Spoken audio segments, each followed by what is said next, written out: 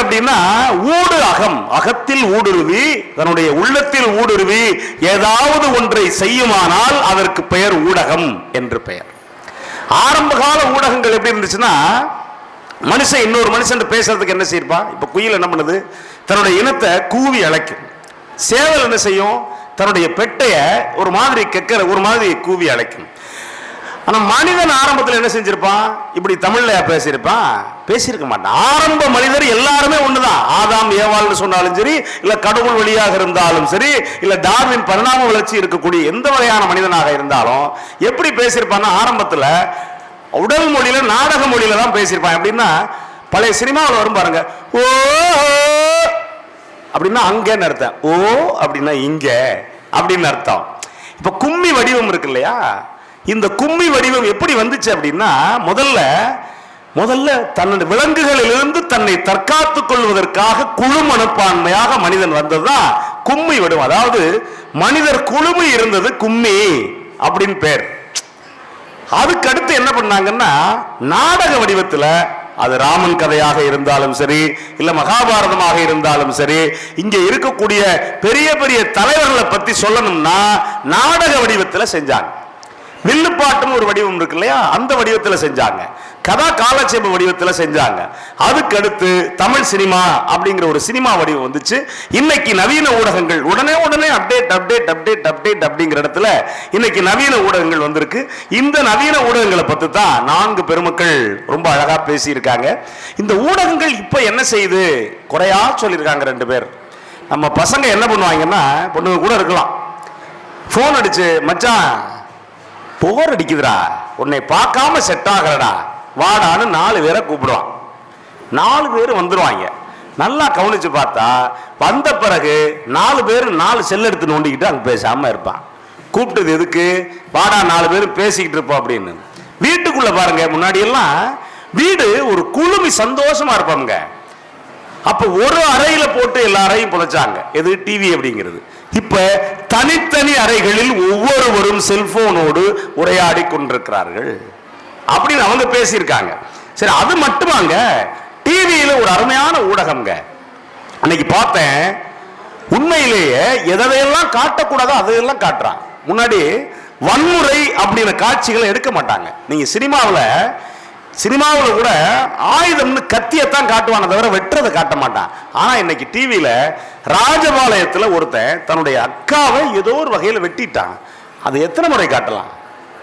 ஒரே நேரத்தில் க்ளோஸ்அப்ல காட்டுறான், யாரோ எடுத்திருக்கான் சிசிடிவியில், க்ளோஸ்அப்ல காட்டுறான், லாங் ஷாட்ல காட்டுறான், மறுபடியும் க்ளோஸ்அப்ல காட்டுறான், அதை வைட் ஆங்கிள் காட்டுறான், திருப்பி காட்டுறான். காட்டுறப்ப நம்ம மனதில் என்ன மாதிரி இருக்கு அப்படின்னா, இப்படி எல்லாம் நடக்குமா அப்படின்னு நம்மளை கொண்டு போகக்கூடிய அந்த இடத்துக்கு ஊடகங்கள் கொண்டு போய் சேர்த்திருக்க, இது சரியா அப்படின்னு பேசியிருக்காங்க. அதே மாதிரி கோயம்புத்தூர்ல ஒரு பொண்ணு தற்கொலை செஞ்சுக்கிட்டு தூக்கு போட்டுக்கிட்டு ஒரு கல்லூரி மாணவி இறந்தான். இறக்கிறப்ப அந்த பொண்ணு என்ன சொல்லியிருக்கான்னா, ஒரு மாணவனுடைய பாலியல் சீண்டலுக்கு ஆளாக்கப்பட்டு யாருக்கிட்டையும் சொல்லாம அந்த பொண்ணு இறந்திருக்கா.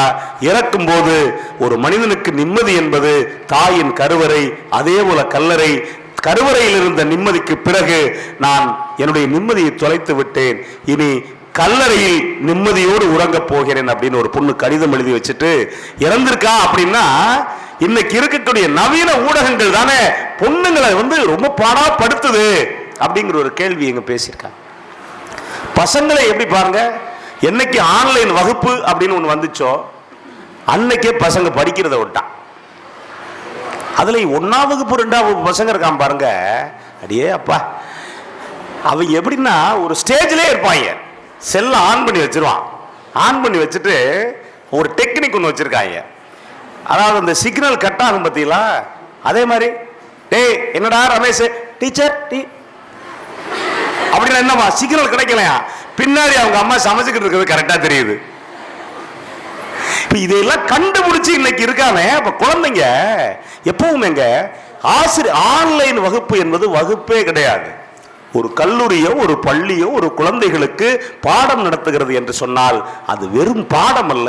நம்முடைய பண்பாடு, நம்முடைய கலாச்சாரம், குழந்தைகள் எந்த வழியில் நடக்க வேண்டும் என்பதை ஆசிரியர்கள் கற்றுக் கொடுக்கிறார்கள். அதுதான் இந்த நாட்டில் முதன்மையான பாடம்.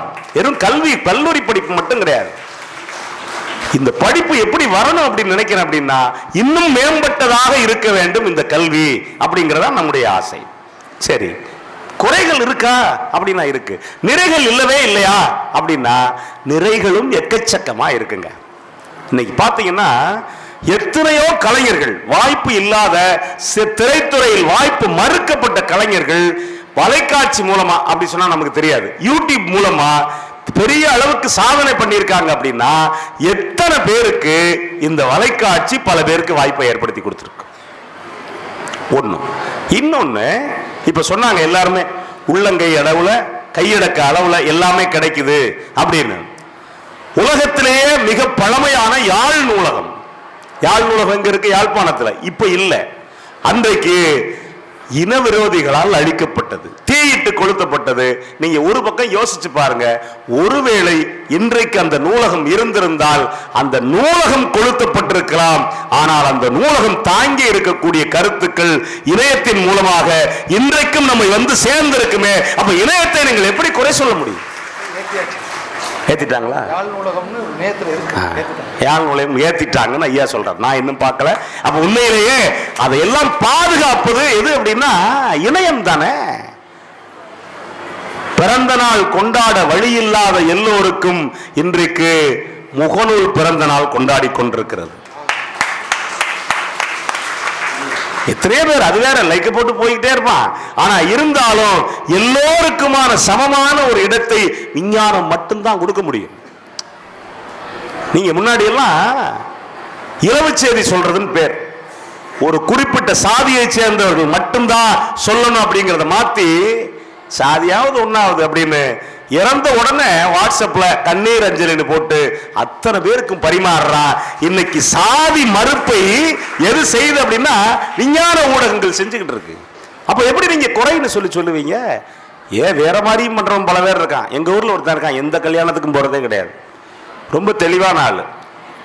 பத்திரிகையில் ஒரு சில பேர் பத்திரிகையை கொடுத்துட்டு அவசரமா அழைப்பதில்லை வாட்ஸ்அப்ல எடுத்து போடுவாங்க தெரியுமா? அது எங்கோ, அது ஒரு விழா கண்ட ஒருத்தன் இருக்கான், அவன் அனுப்புனான், பத்திரிகை அனுப்புறான். அனுப்பி என்னால் நேரில் வர முடியவில்லை, ஆகவே இதே என்னுடைய நேரடி அழைப்பாக ஏற்றுக்கொள்ளவும், அவசியம் திருமணத்துக்கு வரவும் போட்டான். இவன் கொடா கண்டான். இவன் என்ன பண்ணா, ஒரு 2000 நோட்டை அப்படியே ஸ்கேன் பண்ணான். எடுத்துட்டு என்னாலும் திருமணத்துக்கு வர முடியவில்லை, இதையே என்னுடைய மொய்யாக ஏற்றுக்கொள்ளவும். இப்படி கொடா கண்ணைகள் இருக்காங்க. ஆனா ஒரு விஞ்ஞான ஊடகம் என்னென்னங்க செய்யும், அவ்வளவு விஷயங்களை சொல்லலாம். இன்னைக்கு யார் யாருக்கெல்லாம் ஒருத்தருக்கு ரத்தம் தேவைப்படுதுன்னு சொன்ன இல்லையா? நீங்க கோயம்புத்தூர் பக்கத்துல ஒரு பாட்டி, பாப்பம்மாவா பாப்ப மாமா என்கிற ஒரு பாட்டி, வெறும் ₹1 இட்லி விற்கக்கூடிய அந்த பாட்டி, ஒரு ஆமா ஆமா அந்த பாட்டிய ஒரு கம்பெனி வந்து பார்த்து இன்னைக்கு ஆமா வீடு கட்டி கொடுத்திருக்காங்க. அப்படின்னா ஆமா இணையம் தானங்க காரணம். இன்னொன்னு நான் சொல்றேன், இணையத்தில் எல்லாத்தையும் விட இளைஞர்கள் ரொம்ப பரபரப்பா இருக்காங்க. இருக்கணும், இருந்தா தான் முன்னேற முடியும். எப்பவுமே ஒரு துறை வர்றப்ப என்னது ஒரு வருதோ, வரும்போது தவறுகள் நடக்கும். எது வந்தாலும் பஸ்ல ஆரம்பத்தில் டிரைவர் ஓட்டுறப்ப, புதுசா கத்துக்கிறப்ப சைட்ல கொண்டு போய் விடுவாரு. ஆனா அதுக்காக பஸ் ஓட்டாம இருக்க முடியுமா? பேருந்துகள் போய்கிட்டே இருக்குங்க. ஒரு நாளைக்கு கிட்டத்தட்ட குறைஞ்சபட்சம் 15,000 20,000 பேருந்துகள் இங்கிருந்து சென்னைக்கு போகிறது. எல்லா பேருந்துமா விபத்துக்குள்ளாகுது? ஏதாவது ஒரு நாள் ஏதாவது ஒரு பேருந்து விபத்துக்குள்ளாகுது. அதனால நம்ம எல்லாரும் பயணத்தை விட்டுட்டோமா? இல்ல இல்லையா? அப்ப மனித இனமே என்னன்னா, வைரமுத்து அழகா சொல்லியிருப்பாரு, காலுக்கு செருப்பு எப்படி வந்தது, முள்ளுக்கு நன்றி சொல் அப்படின்னு இருப்பாரு. புயல் மையம் கொண்டால் மழை மண்ணில் உண்டு, எந்த தீமைக்குள்ளும் சிறு நன்மை உண்டு. ஓ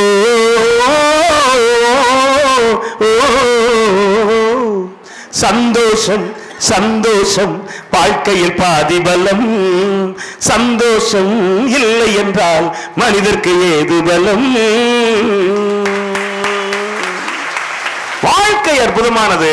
உண்மையிலேயே விஞ்ஞானம் ஆரம்பத்திலிருந்து சாதாரணமா வந்தது, இன்னைக்கு ஜெட் வேகத்தில் முன்னேறி இருக்கு. முன்னேறி இருக்கக்கூடிய விஞ்ஞானத்தில் சிற்ற தவறுகள் நடக்கலாம், நடக்கும். அந்த தவறுகள் வராமல் காக்க வேண்டியது ஒரு பக்கம் அரசின் கடமை, இன்னொன்று சமுதாயத்தின் கடமை. அதையும் தாண்டி தனி மனிதர்களாகிய நம்முடைய கடமையும் இதில் சேர்த்தே இருக்கிறது என்கிற காரணத்தால் விஞ்ஞானத்தை மறுதளித்தால் நான் மட்டுமல்ல, நாம் எல்லோரும் மீண்டும் கற்காலத்துக்கு போய்விடுவோம் என்கிற புரிதலோடு சில குறைகளை நீக்கி உண்மையிலேயே இன்றைய விஞ்ஞான ஊடகங்கள் இளைஞர்களுக்கு வழி மாற்றவில்லை, அது வழிகாட்டி கொண்டுதான் இருக்கிறது என்பதை நீங்கள் எல்லோரும் ஏற்பீர்கள் என்கிற நம்பிக்கையோடு விடைபெறுகின்றோம். வாய்ப்பிருந்தால் மீண்டும் சந்திப்போம். நன்றி, வணக்கம்.